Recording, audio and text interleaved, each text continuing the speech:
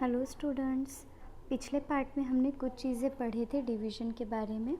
अब इस पार्ट में हम पढ़ेंगे relation between multiplication and division. Multiplication और डिवीज़न के बीच कैसे रिलेशन है, ठीक है, वो कैसे कुछ कहीं पे एक पॉइंट पे एक जैसे होते हैं, तो कैसे।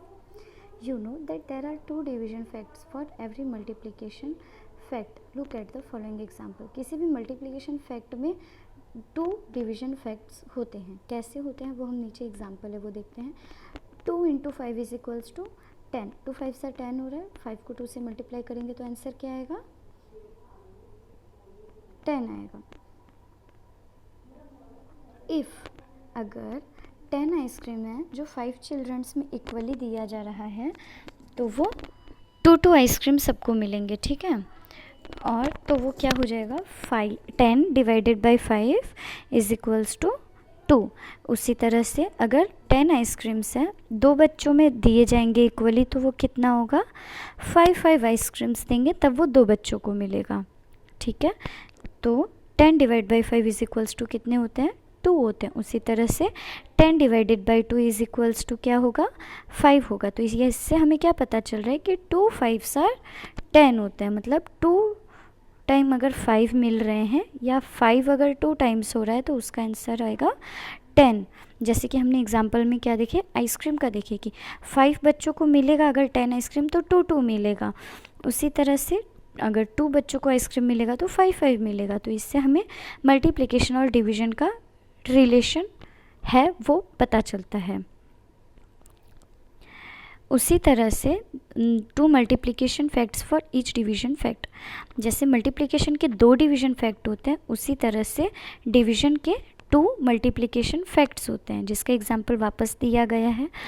5 बच्चों को अगर हर बच्चे को 2 आइसक्रीम मिले, 5 बच्चों में बांटा गया तो वो टोटल कितने आइसक्रीम्स थे, तो 10 आइसक्रीम्स थे। तो ये कैसे होगा, 5 बच्चों को 2 आइसक्रीम्स मिले तो वो 10 आइसक्रीम्स हुए, तो 5 2s आर 10। इसी तरह से अगर 2 बच्चों को 5 आइसक्रीम मिल रहे हैं तो वापस से आंसर क्या होगा, 10 आइसक्रीम्स होंगे टोटल। तो 5 2s आर 10, 2 5s आर 10, दोनों सेम होते हैं, राइट। तो इससे हमें पता चलता है कि 10 divide by 5 is equals to 2 होते हैं। और डिवीजन फैक्ट क्या, डिवीजन फैक्ट होगा 10 divide by 5 is equals to 2, जिसके 2 मल्टीप्लिकेशन फैक्ट्स होंगे। क्या क्या होंगे, 5 into 2 is equals to 10, 2 into 5 is equals to 10। अब इसके बाद आते हैं प्रॉपर्टीज़ ऑफ डिवीजन पे। व्हेन अ नंबर इज कोई भी नंबर अगर 1 से डिवाइड होता है तो उसका क्वेश्चंट क्या होता है बताया था मैंने आप लोगों को, उस डिवीजन का आंसर, डिवीजन का आंसर हमेशा ऊपर लिखते हैं। तो वो क्या होगा, वो नंबर खुद होगा, ठीक है। डिविडेंड खुद होगा आंसर। अगर डिविज़र 1 है, डिविडेंड जो भी नंबर है वो आंसर होगा। When a number is divided by itself, अगर कोई नंबर को खुद से डिवाइड करना है, जिसका एग्जांपल दिया है जिसमें डिविडेंड डिविज़र दोनों सेम होंगे, जैसे कि 13 डिवाइडेड बाय 13, तो उसका क्वेश्चंट यानी आंसर क्या होगा, 1 होगा। ये क्या था, ये जो 2 चीज़ पढ़ा हमने ये प्रॉपर्टीज़ ऑफ डिवीजन था। इसके अलावा एक और है, अगर 0 किसी नंबर से डिवाइड होगा तो उसका क्वेश्चंट यानी आंसर हमेशा क्या रहेगा, 0 ही रहेगा। अब एक्सरसाइज 5C पढ़ते हैं। अब यहाँ पे हमें मल्टीप्लिकेशन फैक्ट और डिवीजन फैक्ट देना है, ठीक है। मल्टीप्लिकेशन फैक्ट के 2 डिवीजन फैक्ट्स लिखने हैं। तो इसमें पहले एग्जांपल दिया है 7 इंटू 8 इज इक्वल्स टू 56। तो ये हो गया 1 मल्टीप्लिकेशन फैक्ट। अब इसके 2 डिवीजन फैक्ट लिखेंगे तो 56 divided by 8 is equals to 7। और उसी तरह से 56 divided by 7 is equals to क्या हो जाएगा, 8 हो जाएगा। तो ये हो गए 2 डिवीजन फैक्ट्स, ठीक है। मतलब अगर 56 को हम 8 से डिवाइड करेंगे तो आंसर 7 आएगा, 56 को हम 7 से डिवाइड करेंगे तो आंसर 8 आएगा। उसी तरह से सेकंड है 6 into 3 is equals to 6 into 3 is equals to क्या होगा, 18 होगा। तो अब इसके डिवीजन फैक्ट क्या बनेंगे, चलिए देखते हैं। इसका डिवीजन फैक्ट होगा 18। इसका डिवीजन फैक्ट बताती हूँ, 18 डिवाइडेड बाय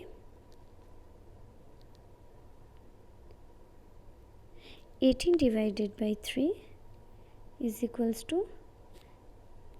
टू 6। और उसी तरह से दूसरा होगा 18 divided by 6 is equals to 3। तो समझ में आया बच्चों आप लोग को? थोड़ा बहुत तो आया होगा, आगे और करेंगे तो और क्लियर हो जाएगा। 6 × 7 इज इक्वल्स टू 42 होता है, तो इसका डिवीजन फैक्ट हो जाएगा 42 डिवाइडेड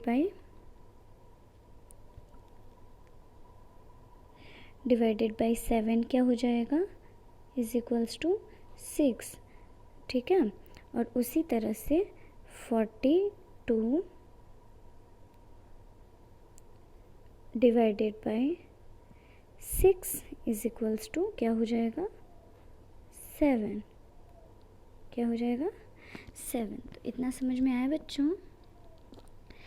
आगे क्या हो जाएगा ये मैं आप लोगों को ओरली बता देती हूँ।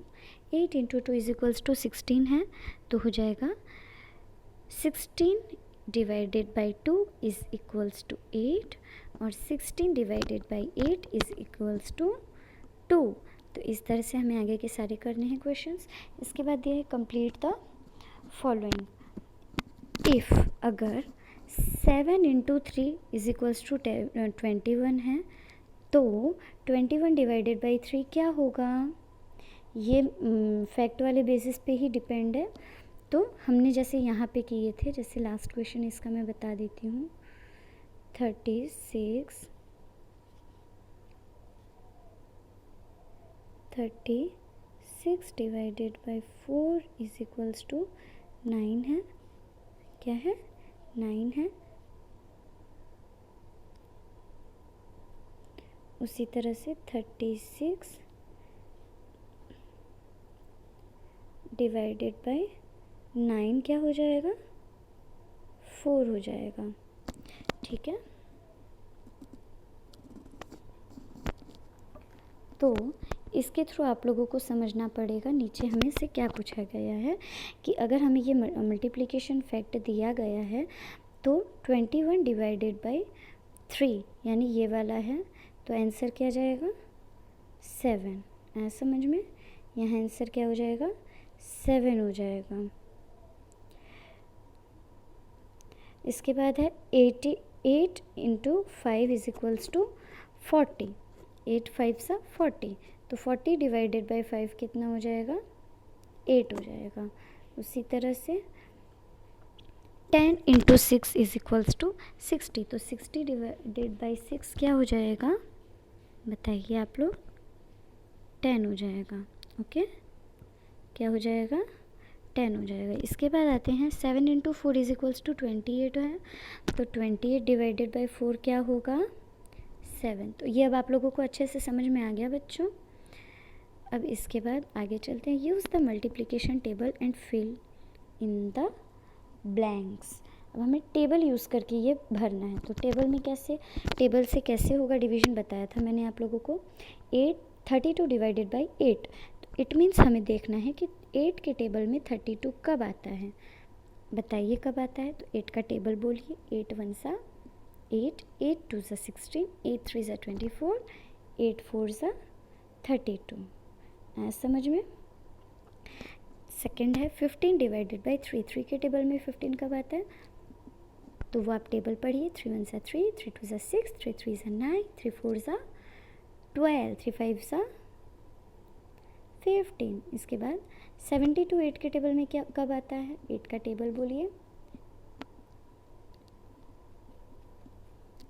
नेक्स्ट है 4 के टेबल में 36 कब आता है?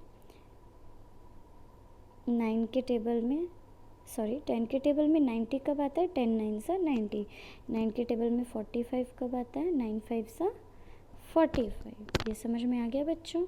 अब फिल इन द बॉक्सेस भरने हैं, तो इसमें हमें प्रॉपर्टीज़ के तौर पे भरने। प्रॉपर्टीज़ हमें पता ही था, अगर दोनों नंबर सेम हैं तो इसका आंसर हमेशा क्या रहेगा? क्या है ये? 1। ओके, क्या है ये? 1। अब आंसर 1 है, तो इट मीन्स दो नंबर आपस में ही डिवाइड होंगे, इसलिए आंसर सेम है। तो इसका आंसर 127 हो जाएगा। इसके बाद नेक्स्ट है, वापस से आंसर 1 है, तो इसका मतलब है कि दो नंबर आपस में डिवाइड होंगे। It means 2 2 2 divided by 2 2 2 is equals to 1। अब 1 से 30 अगर डिवाइड होगा तो आंसर क्या होगा, नंबर इट सेल्फ मीन्स वो नंबर खुद। और 0 से अगर डिवाइड होगा 0 से तो वो आंसर 0। अगेन आंसर 0 है, तो आंसर 0 कब आता है, जब वो 0 से डिवाइड हो रहा हो। तो इतना समझ में आया। ये प्रॉपर्टीज़ बेसिस क्वेश्चन था, ये प्रॉपर्टीज़ वाला था, ये मल्टीप्लिकेशन मेथड था, और उसके ऊपर फैक्ट्स वाला था। अब dividing 2 digit number by a 1 digit number. अब हमें 2 डिजिट नंबर डिवीजन सीखना है 1 डिजिट नंबर से। तो पहले हमें दिया गया है, पहले तो हमें क्वेश्चन पूछा गया है डिवाइड 84 बाई 2। 84 को 2 से डिवाइड करेंगे हम, ठीक है। तो उसके लिए पहला स्टेप है कि उसे अरेंज करेंगे कि डिवीज़न का नंबर कैसे लिखा जाता है। तो हम उससे यहाँ पे इस तरह से लिखेंगे। उसके बाद first let us divide 8 10s by 2। तो हम एडिशन, सब्ट्रैक्शन या मल्टीप्लिकेशन पीछे के नंबर से शुरू करते थे, राइट। बट यहाँ हम क्या करेंगे, आगे का नंबर देखेंगे, ठीक है। तो आगे के नंबर से करेंगे तो 2 के टेबल में 8 कब आता है, 2 4 सा 8। आया समझ में, 2 4 सा 8 हो जाएगा, तो आंसर क्या हो जाएगा, 0 हो गया। 8 माइनस 8 0। इसके बाद ये 4 है, ये हमारा नीचे आएगा, ठीक है। तो ये 4 हमारा नीचे आएगा, और उसके बाद 4, क्योंकि हमने 4 को कुछ छेड़े नहीं है तो हम 4 को नीचे ले आएंगे। अब 2 के टेबल में 4 कब आता है, तो 2 2 सा माइनस 4, ठीक है। तो आंसर क्या हो गया हमारा, 0 हो गया। समझ में आया बच्चों डिवीज़न। तो हमारा आंसर क्या आएगा, ये 42। तो 8 divided by 2 is equals to 42। Understand.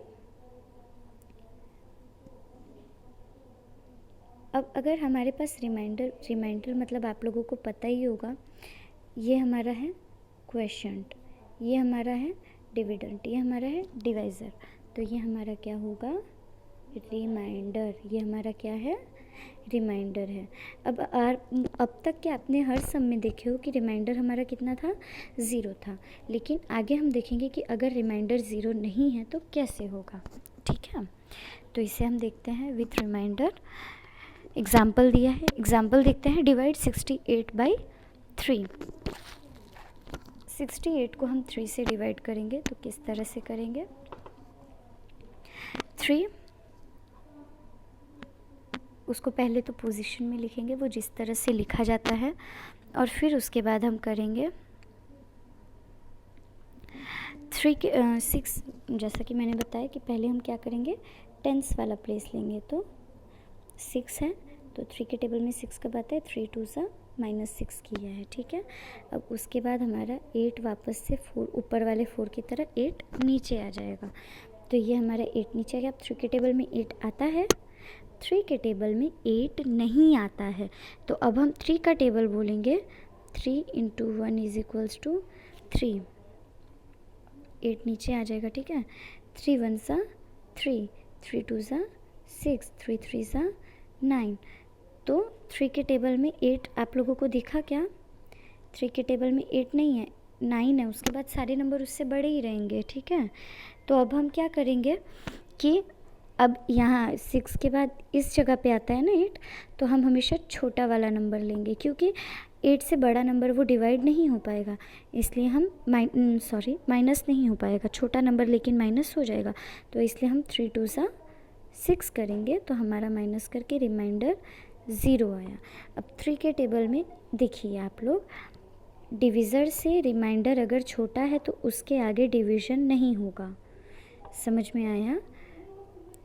तो हमारा 3 डिविज़र है, रिमाइंडर 2 है, तो 2 हमारा 3 से छोटा है, तो इसके आगे वो डिवाइड करना पॉसिबल नहीं है, इसलिए इतना ही डिवीज़न होगा। अंडरस्टैंड बच्चों। तो हमारा रिमाइंडर क्या है, 2 है, क्वेश्चंट क्या है, 22 है। तो यहाँ तक आप लोगों को समझ में आया। अब हम चेक कैसे करेंगे, डिवीज़न को हम चेक कैसे करेंगे, तो इसका आप लोगों को फॉर्मूला दिया गया है। क्वेश्चंट यानी ये, इसको हम मल्टीप्लाई करेंगे किससे, डिविज़र से, तो 46 इंटू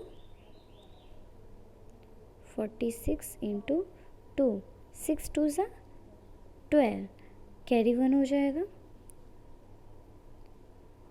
कैरी 1 हो गया। 2 4 ज़ा कितना होगा बच्चों, 2 4 ज़ा हो जाएगा 8, 2 4 ज़ा 8 प्लस ये 1 प्लस हो जाएगा, मल्टीप्लिकेशन आता ही है ना आप लोगों को, तो 8 + 1 कितना हो जाएगा 9। तो हमारे मल्टीप्लाई करके कितना आया 92, मीन्स हमने इतना फॉर्मूला सॉल्व किया। अब आगे क्या करना है, हमें रिमाइंडर प्लस करना है, तो इस आंसर में हमारा रिमाइंडर क्या है 1 है, तो 92 + 1 कितना हो जाएगा 93 हो जाएगा। यहाँ तक आया समझ में। तो 93 हमारा डिविडेंट अगर सेम आ गया, डिविडेंट और वो फॉर्मूला अप्लाई करने के बाद जो आता है वो अगर हमारा डिविडेंट वाला नंबर आ गया, इट मीन्स हमने जो सॉल्व किया है वो करेक्ट है। यहाँ तक समझ में आ गया बच्चों। अब आगे करते हैं। ये क्वेश्चंस आप लोगों को नोटबुक में डिवाइड करना होगा। ये कैसे करना है वो मैंने एक्सप्लेन करके बता दिया है। ये आप लोग डिवाइड करोगे नोटबुक में, और जो सेकंड क्वेश्चन है उसमें क्या करोगे, क्वेश्चन होगा, रिमाइंडर होगा, ठीक है, और उसमें हमें आंसर भी चेक करना है। जैसा कि यहाँ पे मैंने आप लोगों को बताया चेक कैसे करते हैं, तो इसे चेक भी करना होगा हमें, ठीक है। वो कैसे करना है वो मैंने एक्सप्लेन कर दिया है, तो आप लोग खुद से ज़रूर ट्राई करिएगा। अब हम आगे सीखेंगे, आगे हम क्या सीखेंगे, आगे हम सीखेंगे 3 नंबर से किस तरह से डिवाइड होता है, ठीक है। जैसे 2 डिजिट नंबर है वैसे 3 डिजिट नंबर 1 डिजिट नंबर से कैसे डिवाइड होगा, इसे हम अपने नेक्स्ट वीडियो में देखते हैं। Thank you.